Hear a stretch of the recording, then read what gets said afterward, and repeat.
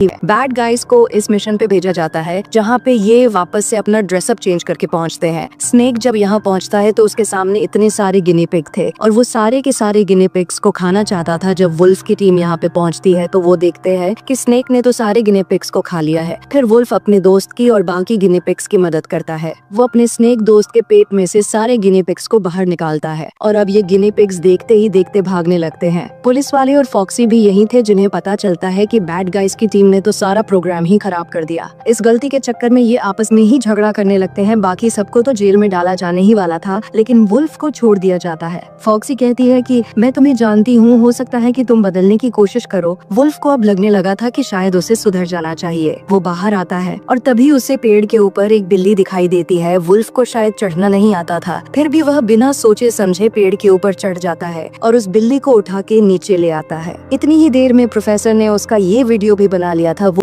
Video viral हो जाता है जहाँ पे बैड गाइज की पूरी इमेज बदल जाती है कि बैड गाइज अच्छे हैं। स्नेक को ये सारी चीजें पसंद नहीं आती, इसी कारण वो वुल्फ को कहता है कि आखिर तुम ये नाटक कब तक करते रहोगे। तब वुल्फ बताता है कि वह बस नाटक है और कुछ ही दिनों के अंदर हम अपनी चोरियां स्टार्ट कर देंगे। लेकिन हम देख सकते हैं कि अंदर ही अंदर वो चेंज हो रहा था। उसके बाद प्रोफेसर नेक्स्ट डे उन सभी को म्यूजियम में आने के लिए कहते हैं, क्योंकि वुल्फ के वायरल वीडियो से सबको उनके अंदर चेंज दिख रहा था और इसलिए प्रोफेसर को पुरस्कार मिलने वाला था। फिर तभी वहाँ वुल्फ और उसकी टीम अगली चोरी की प्लानिंग स्टार्ट कर देते हैं। वो ये बताते हैं कि वहाँ पे ट्रॉफी भी रहेगी और वो ये डिसाइड कर लेते हैं कि म्यूजियम में आने के बाद ये लोग ट्रॉफी चुरा लेंगे। फिर पूरी प्लानिंग से ये लोग अपने काम में लग जाते हैं। लेकिन फिर जैसे ही ये सभी स्टेज पे पहुँचते हैं तो वुल्फ को लगता है कि शायद इतने लोगों के सामने उन्हें अपनी इमेज खराब नहीं करनी चाहिए और एक बार उसे खुद को मौका देना चाहिए जिससे कि वह अच्छा वुल्फ बन जाए। यही वजह थी कि वुल्फ उस ट्रॉफी को नहीं चुराता बल्कि प्लान के अंदर चेंजेस कर देता है। और तभी एकदम से लाइट्स चली जाती है और जब लाइट वापस आती है तो पता चलता है कि यहाँ पे जो सबसे कीमती मीटियोरॉइड पड़ा था वो चोरी हो गया है। सभी को लगता है कि बैड गाइज का ही ये काम है, लेकिन बैड गाइज मना करते हैं कि हमने ऐसा कुछ भी नहीं किया है। लेकिन कोई भी उनकी बात नहीं मानता। अब इन्हें अरेस्ट करके पुलिस की गाड़ी में बिठा दिया जाता है। इसी समय इनसे मिलने के लिए प्रोफेसर आते हैं जो उन लोगों को एटीट्यूड में बताते हैं कि वो मीटियोरॉइड की चोरी तुमने नहीं की बल्कि उसे तो मैंने चुराया है और तुम लोग तो बस इसका एक जरिया थे, मैंने तो बस तुम्हारा इस्तेमाल किया है। और वो वुल्फ को बताते हैं कि तुमने जो उस बूढ़ी औरत की मदद की थी वो और कोई नहीं बल्कि मैं ही था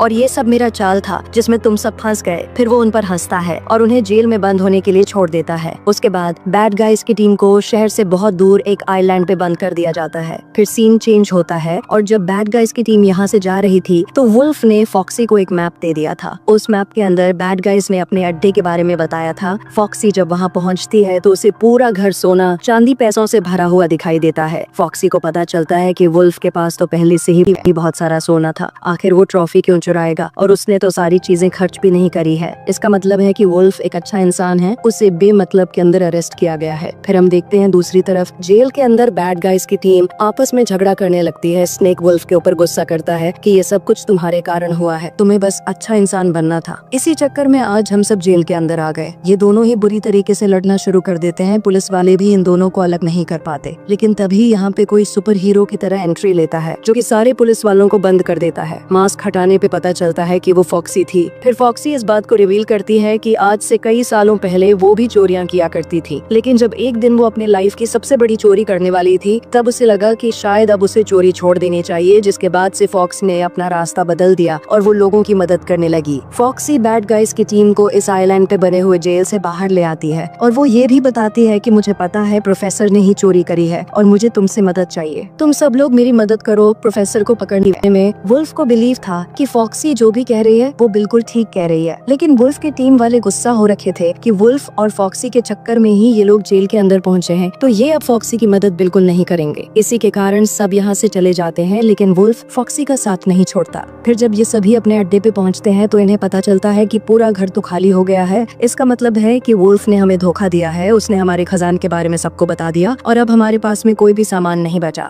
सारे दोस्त रोने लगते हैं और स्नेक गुस्से से पागल हो रहा था। फिर सीन चेंज होता है है जहाँ प्रोफेसर वो मीटियोरॉइड की पावर से सारे गिनी पिग्स को कंट्रोल करने की कोशिश कर रहा होता है ताकि ये गिनी पिग्स जाके हर जगह चोरी कर सके। इसी के साथ फॉक्सी और वुल्फ दोनों मिलके प्लान बनाते हैं कि प्रोफेसर से वो मीटियोरॉइड छीनना पड़ेगा, तभी सब ठीक हो पाएगा, नहीं तो ये गुस्सैल गिनी पिग्स की सेना सब कुछ चुरा लेगी। फिर वे प्रोफेसर की लैब तक पहुंचते हैं और वो मीटियोरॉइड को अपने साथ ले जाने वाले ही होते हैं कि तभी वुल्फ को गोल्डन ट्रॉफी दिख जाती है। वो इसे भी अपने साथ ले जाने की सोचता है। फिर जैसे ही वो उसे छूता है तो वो दोनों एक ट्रैप में फंस जाते हैं और प्रोफेसर इन दोनों को पकड़ लेता है। लेकिन कुछ ही देर में वहाँ पे वुल्फ के बाकी मेंबर्स भी पहुँच जाते हैं जो कि उनकी मदद करने के लिए आए थे। वो फॉक्सी और वुल्फ दोनों को छुड़ा लेते हैं। दूसरी तरफ हम स्नेक को देखते हैं जो कि प्रोफेसर के साथ जाके मिल गया था। फिर वुल्फ और उसके सारे साथी अपनी गाड़ी के ऊपर मीटियोरॉइड रखते हैं और वहाँ से भागने लगते हैं। वो सोचते हैं कि वो इस मीटियोरॉइड को पुलिस वालों को दे देंगे ताकि ये गलत हाथों में न पड़े, लेकिन वुल्फ कहता है कि हम हमारे दोस्त को नहीं छोड़ सकते, हम स्नेक को लिए बिना नहीं जाएंगे। इसी कारण अब ये सारे मिलके स्नेक के पीछे जाने लगते हैं। स्नेक इस समय प्रोफेसर के साथ एक हेलीकॉप्टर के अंदर था। फिर वुल्फ स्नेक से बात करता है और कहता है कि हमारी टीम को वापस ज्वाइन कर लो, ये प्रोफेसर अच्छा नहीं है और ये बात तुम्हें भी पता है।